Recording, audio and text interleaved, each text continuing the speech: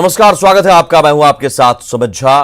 Corona से जुड़ी और उसके अलावा तमाम खबरों से आपको रूबरू कराएंगे, लेकिन सबसे पहले देखिए कोरोना से जुड़े अपडेट्स क्या हैं अब तक।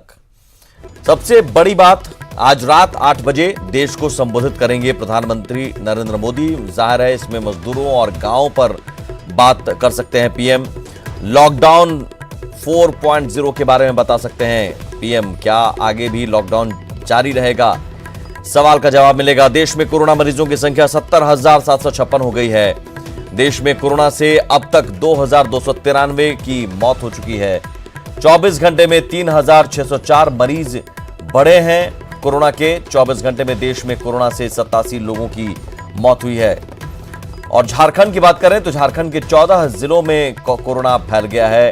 पूर्वी सिंहभूम अब एक नया जुड़ गया है जिला, जहां 2 कोरोना पॉजिटिव केस मिले हैं और झारखंड में मरीजों की संख्या 164 हो गई है। झारखंड में 14 जिलों में कोरोना वायरस फैल गया है। पूर्वी सिंहभूम अब तक इस महामारी से अछूता था, लेकिन अब यहां भी कोरोना की एंट्री हो गई है। चाकुलिया में 2 कोरोना पॉजिटिव मिले हैं, जिसके बाद इलाके को सील कर दिया गया है।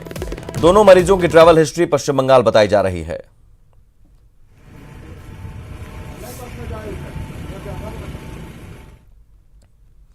प्रवासी मजदूरों की घर वापसी का सिलसिला जारी है। विशाखापट्टनम से श्रमिक स्पेशल ट्रेन डाल्टनगंज पहुंची।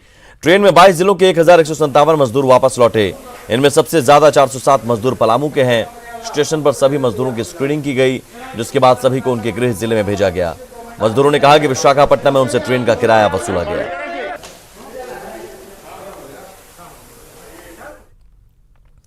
कोरोना बंदी में भले ही ट्रेन चल रही हो, लेकिन कई ऐसे मजदूर हैं जिनके पास ट्रेन का किराया तक नहीं है।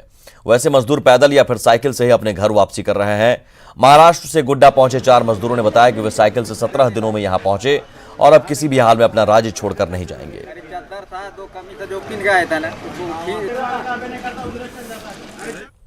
आज 17 रोज हो गया सर। कहाँ से आए हैं? मारलगांव महाराष्ट्र में पड़ता है। कितना तारीख को निकले थे? 24 तारीख। तो 2 साइकिल ही आप लोग हैं? हाँ, 2 साइकिल। 2 साइकिल में कितना लोग आए आप लोग? वैसे तो हम लोग दोनों साइकिल में डबले आया था। लीजिए कि अब यहाँ क्या करना है, काम करना है कि फिर खत्म हो जाएगा महामारी तो चले जाइएगा फिर? नहीं जाएंगे, क्या जाएंगे हम लोग। वहाँ जाके अब क्या करेंगे? वहाँ तो बहुत परिस्थिति भी खराब, वहाँ जाना ठीक नहीं, अपना राज्य में ही रहना सही है। अब नहीं जाना। कोल्हान के प्रवासी मजदूरों की घर वापसी से ग्रामीण इलाकों में भय का माहौल है। लोग अपने ही लोगों से खतरा महसूस कर रहे हैं। कई लोगों ने अपने गांव को पूरी तरह बैरिकेड कर दिया है और बाहरी लोगों के प्रवेश पर पाबंदी लगा दी है।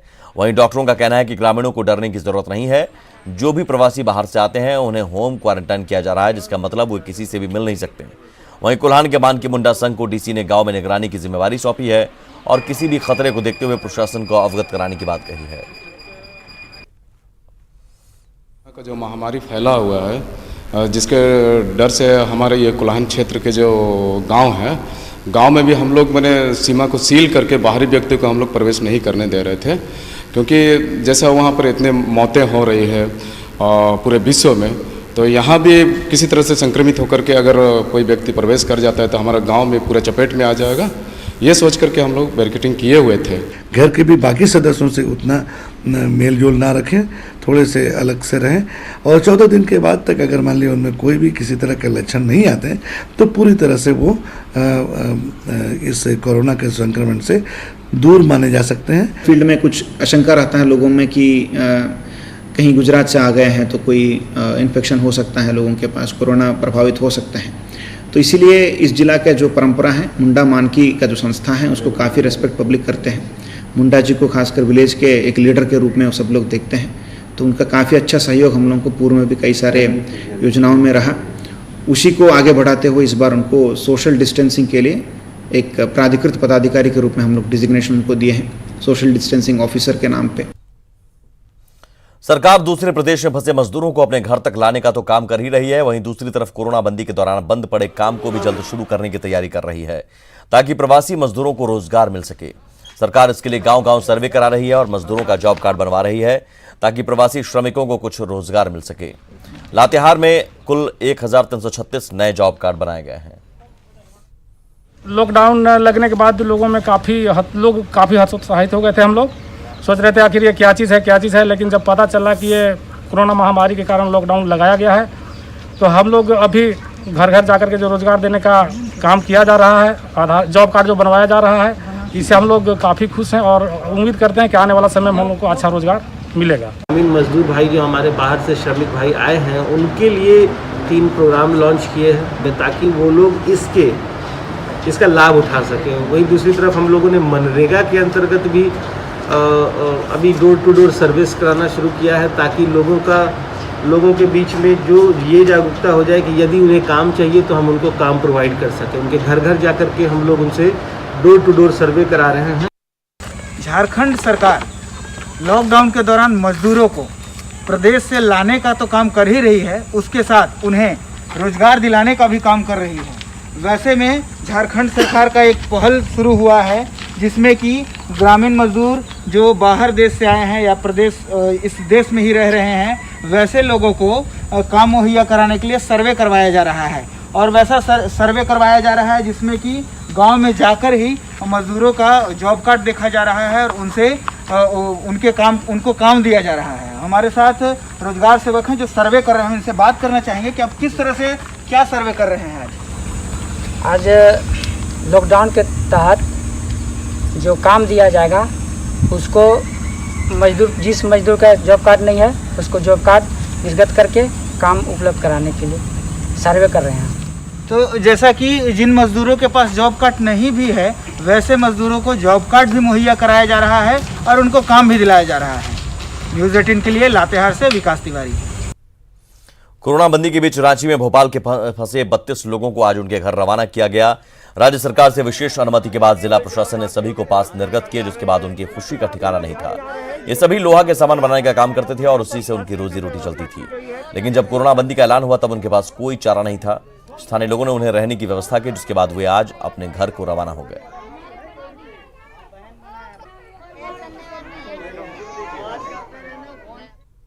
जिला भोपाल, तहसील बेरसिया, थाना नजीराबाद, ग्राम रुना नजीराबाद, दोनों पार्टी हम यही हैं। साहब, आप रांची ग्रामवासियों के बहुत बहुत धन्यवाद हो जो लॉकडाउन में हम फंसे हुए थे। आप लोगों की मदद से हम घर जाने का आप लोगों ने हमारी व्यवस्था किया। तो हमारे यहाँ अचानक रात के समय में इन लोग को यहाँ पर कुछ टेम्पो वाले लोग छोड़ दिए। 21 तारीख के बाद लगा कि 22 तारीख को पूरा जनता कर्फ्यू था, उसके बाद इन लोगों को हम लोगों को दे दिया। तो 1-2 दिन के लिए लेके देखे थे, लेकिन अचानक लॉकडाउन बढ़ गया और उसके बाद ये लोग यहाँ फंस गए। काफ़ी मुश्किल से इन लोग को हर तरफ से, हर स्वयंसेवी संस्था से इन लोग को बीच बीच में चावल आटा वगैरह के इंतजाम करवाते रहे, अपने भी करते रहे। और अंत तक कल जाके प्रशासन से अपने हमारे संजीव विजय वर्गीय जो डिप्टी मेयर हैं, उन लोग से सबसे व्यवस्था करके प्रशासन से समन्वय बना करके इन लोग का पास इशू किया गया। इसका ये बंजारा परिवार लगभग 25 बड़े 2-4 बच्चे, इनको एक भेजने की बीड़ा हम लोगों ने 2 दिन पूर्व उठाई थी। और यहाँ की स्थिति इतनी बिकट थी, पिछले 50 दिनों से ये यहाँ फंसे हुए थे। कुछ स्वयंसेवी संस्था, मारवाड़ी युवा मंच हो, सतीश जी हो, और साथ ही यहाँ के थाना के प्रशासन वर्ग हो, इनके माध्यम से इनका भोजन यापन चल रहा था। लेकिन इन लोगों के अंदर व्याकुलता थी कि कैसे हम अपने गांव पहुंचे। जब मैं यहाँ आया उसी दिन मैं बताया था कि 2 दिनों के अंदर मैं आपको भेजने का प्रबंध करूंगा। कल जैसे ही इनकी पूरी सूची मुझे मिली, पत्र मिला, मैंने डीसी साहब से बात किया। मैं डीसी साहब को भी धन्यवाद देना चाहूँगा कि 4 बजे मैंने सब पेपर्स भेजे थे और 6 बजे उन्होंने अपना पास बना के भेज दिया। पाकुड़ में 243 सरकारी और पारा शिक्षकों को कारण बताओ नोटिस जारी किया गया है, क्योंकि सभी शिक्षकों ने अपना मोबाइल नंबर गलत दिया था। दरअसल शिक्षकों को पीडीएस दुकानदारों के साथ मिलकर रिपोर्ट बनानी थी, लेकिन शिक्षकों ने लापरवाही बरती। सेक्रेटरी और स्टेट सेक्रेटरी की सोशल डिस्टेंसिंग पालन कराने के लिए मेरे हिसाब से उनको पुलिस बल प्रोवाइड करना चाहिए था, और कहीं किसी पीडीएस दुकान में पुलिस बल की व्यवस्था नहीं थी, यह हमने भी देखा है।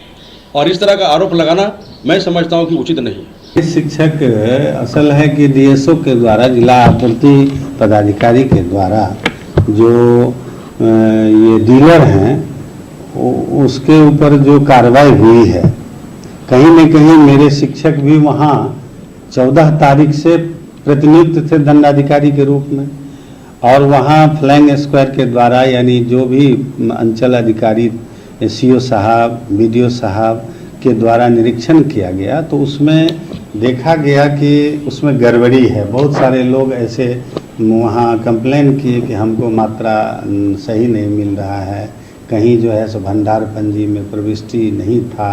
इस तरह के मामला को हमने देखा तो हमारा शिक्षक भी कर्तव्यहीनता ही दर्शाता है कि वहाँ उनके रहते हुए अगर ये सही नहीं है तो कहीं न कहीं दोषी वो भी है। जमशेदपुर के डीसी ऑफिस में कोरोना योद्धाओं का कटआउट लगा गया है, जिसमें भारत माता के 10 हाथ के तौर पर कोरोना योद्धाओं को दिखाया गया है। जायजा लिया संवाददाता रंजीत कुमार ओझा ने। बचाव को लेकर के लौह नगरी जमशेदपुर का भी उपायुक्त कार्यालय का नज़ारा दिखाएंगे, जहां आप देख सकते हैं कि ये पानी की टंकी लगा दी गई है कि लोग जब भी आएँ कार्यालय में तो अपने हैंड को अच्छी तरह से वॉश करें, उसके बाद से उसे सैनिटाइज करने के बाद ही कार्यालय में प्रवेश का ये दिया जा रहा है, ताकि कोई भी संक्रमण जो है वो लोगों को ना अपनी चपेट में ले लें। जिसके लिए साथ ही तमाम वो व्यवस्था की गई है जिला उपायुक्त कार्यालय में कि लोग उनसे सीख लें और इस कोरोना वायरस से लड़ सकें। अभी हम कार्यालय के अंदर का एक नज़ारा दिखाएंगे, जहां कोरोना योद्धा के तौर पर भारत माता की तस्वीर बनाई गई है।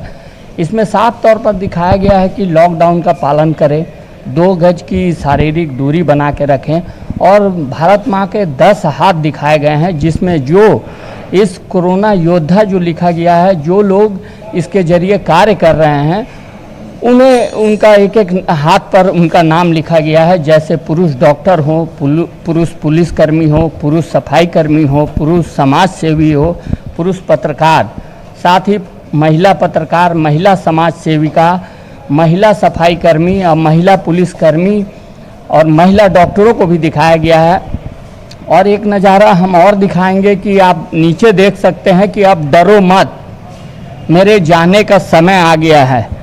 ईमानदारी से अगर इसका पालन करें तो कोरोना पर विजय पाना बहुत भारी चीज़ नहीं है, हम विजय पा सकते हैं। और इसमें जो भारत माता के 10 हाथों को दिखाया गया है, मतलब 10 जो अलग अलग शक्ति के रूप में दिखाया गया है, कि अलग अलग अस्त्रों के रूप में दिखाया गया, जिसके व्यवहार अगर हम अपने जीवन में उतारते हैं, उनको मदद करते हैं और उनका जो कहे हुए बातों का पालन करते हैं तो कोरोना पर विजय पाना कोई बहुत मुश्किल काम नहीं है, हम लोग पा सकते हैं। और ये जो है बहुत अच्छा जो है हम लोग देख रहे हैं। अगर उसका सही ढंग से पालन किया जाए तो हम जरूर कोरोना से युद्ध में जंग जीत सकेंगे। न्यूज 18 के लिए जमशेदपुर से रंजीत कुमार ओझा। वैश्विक महामारी कोरोना के इस जंग में सफाई कर्मियों का योगदान भी काफी अहम है। अपनी परेशानियों को भूल ये सभी सफाई कर्मी बस इस काम से जुड़े हैं कि रांची कैसे स्वच्छ हो, तक कि कोरोना का संक्रमण का खतरा कम हो सके। निगम भी अपने सफाई कर्मियों को लेकर काफी संवेदनशील है और इसी की बानगी है कि निगम सफाई कर्मियों को 2000 का अतिरिक्त मानदेय दे रहा है। सफाई कर्मियों का कहना है कि इस विपदा की घड़ी में शहर को स्वच्छ बनाना उनका फर्ज है। कुछ मुश्किलें जरूर हैं, बावजूद शहर को स्वच्छ रखना उनका फर्ज है। महामारी चल रहा है तो जैसे हम लोग को तो बढ़ा के अभी मिल रहा है कि 2000 हम लोग को मिला है एक बार, और फिर इस बार आने वाला है, फिर 1 महीना मिलेगा, 3 महीना का बात है शायद देंगे बोले हैं। सफाई कर्मी भी जो उतने पढ़े लिखे नहीं हैं तो उनको पहले हम लोगों ने ट्रेनिंग दिया कि भाई अपना बचाव कैसे करना है और अपना बचाव करते हुए आप लोगों की सेवा करें, और इसमें वो तत्पर है। हम लोगों ने जो सामान्य सुरक्षा साधन होते हैं वो उपलब्ध कराए हैं। कंटेनमेंट जोन में या जहां खतरा ज्यादा है उस जोन में कार्य करने वालों को हमने सुरक्षा किट भी उपलब्ध कराए हैं। इसके साथ ही हाथ धोने के लिए साबुन वगैरह या जो सैनिटाइजर वगैरह महत्वपूर्ण चीजें हैं। शहरी क्षेत्रों से आज भी ग्रामीण परिवेश का वातावरण काफी शुद्ध और शांत है। आज इस वैश्विक महामारी में भी गांव में लोग एक दूसरे के सुख दुख में खड़े नजर आते हैं। कोरोना महामारी पर गांव के लोगों का कहना है कि अगर सरकार गांव-गांव सिंचाई की सुविधा उपलब्ध करा दे तो कोई भी बाहर नहीं जाएगा और गांव में ही खेती करेगा। हर जगह लोग अस्त व्यस्त हैं, गांव में भी सारे काम ठप पड़े हुए हैं, लेकिन गांव के लोग अभी यहाँ माँ के शरण में हम लोग नित्य सुबह शाम बैठते हैं और बहुत ही आनंद महसूस करते हैं। नहीं दे दै छै तो यहाँ बंगलोर और हैदराबाद या गुजरात और महाराष्ट्र कथी लेते, पानी के लिए जाल पड़े छै, यहाँ नहीं कुछ उपजे छै, न धान न धूरा न गहूम न मकई की उपजे, तो गढ़ा के पानी से उपजेला छै इकट्ठा मकई और की होत लग रहा यहाँ उपजा बारी। असम के रहने वाले 6 से ज्यादा मजदूर धनबाद में फंसे हैं। सभी मजदूर अपने घर जाना चाहते हैं, लेकिन उन्हें कोई मदद नहीं मिल रही है। आज सभी मजदूर प्रशासन के खिलाफ धरने पर बैठ गए, जिसके बाद प्रशासन ने उन्हें समझा बुझाकर अस्पताल पहुंचाया। अब जिला प्रशासन उन्हें घर भेजने की व्यवस्था कर रहा है। हम लोग का धरना देने का कारण यही हुआ सर कि खाना पीना सब खत्म हो गया, पैसा भी सब खत्म हो गया और कोई सरकार व्यवस्था कर नहीं रहा है जाने के लिए। हम लोग परेशान हो रहे हैं, कभी यहाँ कभी ये ऑफिस कभी थाना, यहाँ कोई उपाय नहीं। कोई हम लोग सब 10 आदमी 10 आदमी मतलब अभी खाना नहीं है। आज तो कल से खाना नहीं गया, हम लोग तो भूखा है, तो क्या करें सर। यहाँ तो पैसा नहीं है, जितना इनकम हो गया था उसमें कुछ थोड़ा बहुत घर में भेज दिया था, अब जितना था तो काफ़ी के खत्म। तो अभी क्या करें, उपाय नहीं है। तो ऐसे भूखा रहने से जेल में बंद कर दे, अच्छा रह पाएंगे। सिमडेगा से बंगाल के लिए 8 मजदूर निकले हैं। ये सभी मजदूर कंस्ट्रक्शन कंपनी में काम करते थे, लेकिन काम बंद होने के बाद इनके सामने भुखमरी की समस्या पैदा हो गई है। सभी मजदूरों ने पैसे इकट्ठा कर साइकिल खरीदी और अपने घर के लिए निकल पड़े। अभी तक इन लोगों ने 100 किलोमीटर का सफर तय किया है और आगे अभी 300 किलोमीटर सफर तय करना है। साहिबगंज के सीआरपीएफ जवान मुन्ना यादव की शहादत पर पूरे गांव को गर्व है। 10 मई को छत्तीसगढ़ के बीजापुर में नक्सली हमले में शहीद जवान मुन्ना की शहादत पर उनके परिजनों को भी नाज है। शहीद मुन्ना का पार्थिव शरीर आज साहिबगंज पहुंचेगा, लेकिन 2 बच्चों के पिता मुन्ना यादव के स्वभाव और मिलनसार व्यवहार के कायल लोगों को उनकी कमी खलेगी। चाचा सुरेश यादव ने बताया कि उन्हें अपने बेटे की शहादत पर गर्व है।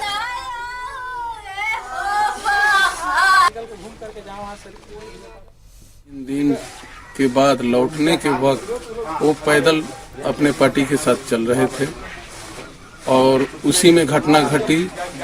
बगल से गोली चलने लगी और मुठभेड़ में मारा गया। हमको ये गर्व है कि हमारा बेटा देश के हित में आया, देश का सिपाही, देश का जवान, जो उसका कर्तव्य था वो अपना निभाते हुए अपने प्राण को आहुति दे दिया। 3 बहनों ही है, लेकिन सर्वोत्तम थे वो पर्सनालिटी में, काया में और मर्दानगी में। जब भी आते थे सबके चहते थे। हर समय कमांडेंट और डीआईजी उनको अपना बॉडीगार्ड में रखते थे फक्र के तौर पे। जब भी कभी उस तरह का ऑपरेशन होता था तो कभी सिर नहीं दबाए, सिर उठा के लड़े। जिसका आज सिद्ध वो उनका पीठ में गोली नहीं, गोली उनके कपार और छाती में लगा है। इससे ऐसे ही प्रूफ होता है कि वो कैसे दिलेर आदमी थे। हम लोग दोनों चीज़ों के साथ तालमेल बिठा करके जो प्रॉपर सम्मान इनको मिलना है वो सम्मान मिले और जो सारी गतिविधियां उसको पूरा करा सकें। कोरोना काल में प्रदेश के किसानों के मनोरंजन और खेती की जानकारी को लेकर हरियाली रेडियो एक सशक्त भूमिका निभा सकता था, लेकिन 2008 से शुरू हुई इस कर्णप्रिय गूंज पर लाइसेंस का जो ग्रहण 2017 में लगा, वो आज भी हटा नहीं है। लॉकडाउन के इस टाइम में आप सब यहाँ मौजूद हैं और आप सब हमें सुन रहे हैं। ऐसे वक्त पे हम आपके लिए लेकर आए हैं बहुत ही बेहतरीन कार्यक्रम और साथ ही साथ भरपूर मनोरंजन। काश रांची के बिरसा रेडियो स्टेशन से गूंज रही ये आवाज हरियाली रेडियो के माध्यम से इस कोरोना काल में सूबे के किसानों को कुछ सुकून दे पाती, क्योंकि ताजा माहौल में कृषि परक कार्यक्रम के साथ साथ गीत संगीत के तड़के की दरकार किसानों को शायद सबसे ज्यादा थी। लेकिन दुर्भाग्य की 2008 से शुरू हुई हरियाली रेडियो का दायरा आज वेबसाइट तक ही सीमित होकर रह गया है। जब हमारा ये बिरसा हरियाली रेडियो चलता था, हमारे पास बहुत से श्रोता थे जो हमें लगातार सुनते थे। उसकी याद आज भी उनके दिल में ताजा है और हम उसे ताजा बनाए रखना चाहते हैं। बिरसा कृषि विश्वविद्यालय का अपना एक वेबसाइट है जिस पर हम अपने कार्यक्रमों को अपलोड करते हैं और उन कार्यक्रमों के माध्यम से किसानों तक जानकारी पहुंचती है। बिरसा कृषि विश्वविद्यालय की हरियाली रेडियो की गूंज 2008 में शुरू हुई थी और ये सिलसिला 2016-17 तक जारी रहा। दरअसल आंधी बारिश में रेडियो टावर टूट जाने की वजह से जो प्रसारण बंद हुआ वो आखिरकार लाइसेंस के मकड़जाल में फंस कर रह गया। तो हमारा जो रेडियो का लाइसेंस था उसकी प्रक्रिया पूरी नहीं हो सकी थी, तो जो हमारा एलओआई था, एलओआई को कैंसिल कर दिया गया। दोबारा हम लोगों ने एप्लीकेशन किया, एलओआई मिला। सेक्फा एप्लीकेशन हम लोग 31 मई तक करने का आदेश है, 31 मई तक करेंगे। उसके बाद कुछ 2-3 और प्रक्रियाएं हैं, फिर हमें जो फ्रीक्वेंसी लोकेट होगा, लाइसेंस मिलेगा, फिर जो आवाज जिसकी बात कर रहे थे ये गूंजेगी। हरियाली रेडियो पर प्रसारित महिला पंचायत, रसोई, स्वास्थ्य चर्चा, कृषि ज्ञान और खुला पत्र जैसे कार्यक्रम बेहद पसंद किए जाते थे, क्योंकि उसमें ग्रामीण पृष्ठभूमि की झलक और खेतों में काम करते किसानों के बीच चलंत दोस्ती थी। हालांकि उम्मीद जगी है कि जल्द ही हरियाली रेडियो की गूंज गांवों की गलियों से खेत खलिहानों तक एक बार फिर गूंजेगी। रांची से संजय कुमार सिन्हा के साथ उपेंद्र कुमार की रिपोर्ट। लातेहार पुलिस ने 2 साइबर अपराधियों को गिरफ्तार किया है। गिरफ्तार दोनों आरोपी देवघर के रहने वाले हैं। इन दोनों पर लॉटरी में बाइक निकलने के नाम पर बनिका के अजीत कुमार सिंह से 1,18,000 रुपए की ठगी का आरोप है। गिरफ्तार आरोपियों के पास से 13 एटीएम कार्ड, स्कॉर्पियो और 35,000 रुपए कैश मिले। यामुद्दीन अंसारी और मोहम्मद रफीक अंसारी, ये लोग करीबन 2-2.5 साल से ये लोग ये धंधा चला रहे थे और लॉटरी लगने के नाम पे भोले भाले व्यक्तियों को फंसाते थे जाल में और अकाउंट में पैसा डलवा करके ये लोग पे एटीएम से ये लोग काम करते थे फर्जी अकाउंट के द्वारा। चतरा में सक्रिय अफीम तस्करों के खिलाफ पुलिस निरंतर अभियान चला रही है, जिससे न सिर्फ लगातार अफीम तस्करों के खिलाफ चतरा पुलिस को बड़ी सफलताएं मिल रही हैं, बल्कि तस्करों में भी हड़कंप बचा हुआ है। एसपी को मिली गुप्त सूचना के आधार पर वशिष्ठ नगर थाना पुलिस ने विशेष ड्राइव चलाया, जिसके बाद 2 तस्करों को पकड़ा गया, जिनके पास से लाखों रुपए की अफीम जब्त की गई। नेतृत्व में एक छापामारी दल का गठन किया गया और ग्राम बंदूडी में अशोक गंजू एवं संतोष के गंजू के घर पे छापामारी की गई। छापामारी के पश्चात अशोक गंजू के कमरे से 4 केजी गीला अफीम एवं संतोष गंजू के कमरे से 4 केजी गीला अफीम बरामद की गई है। बरामदगी के पश्चात अशोक गंजू एवं संतोष गंजू की गिरफ्तारी की गई। टोटल 8 किलो अफीम बरामद किया गया है। और देखते हैं कुछ खबरें फटाफट अंदाज में। गढ़वा में तेज कोरोना पॉजिटिव मिलने से प्रशासन की विशेष चौकसी, रेड जोन को किया जा रहा सैनिटाइज। गुमला के सदर प्रखंड में पीडीएस डीलर पर अनियमितता का आरोप, छोटा लोरो गांव के लोगों ने राशन नहीं देने का लगाया आरोप, डीलर और मुखिया पर डांट फटकार का आरोप। कोलकाता से पैदल पूर्णिया लौट रहे 10 मजदूर जामताड़ा पहुंचे, नाला में पुलिस ने कराया भोजन। लॉकडाउन में ज्यादा टीवी देखने से लोगों की आंखों की रोशनी पर पड़ रहा असर, कंप्यूटर विजन सिंड्रोम की आ रही समस्या। खूंटी में सोशल डिस्टेंसिंग की उड़ रही धज्जियां, सब्जी बाजार और मेन रोड में लोगों की उमड़ रही भीड़। छत्तीसगढ़ से साइकिल से लौट रहे गुमला के मजदूर, भोजन और मेडिकल की व्यवस्था नाकाफी। गिरिडीह के बेंगाबाद में मुख्यमंत्री दाल भात केंद्र बना, जरूरतमंदों का सहारा, छुटकी खरकडीहा में रोजाना 200 लोगों का कराया जा रहा भोजन। पाकुड़ में उड़ रही सोशल डिस्टेंसिंग धज्जियां, बैंकों के सामने सुबह से लग रही लाइन, बच्चों को भी लाइन में किया जा रहा खड़ा। धनबाद के केंदुआडीह में 2 गुटों में खूनी संघर्ष, एक की मौत, 2 की हालत गंभीर। बोकारो के चास में पत्रकार राजू नंदन सिंह पर जानलेवा हमला, पड़ोसी पर हमले का आरोप, 2 आरोपी गिरफ्तार। और इसी के साथ इस बुलेटिन में इतना ही। नमस्कार।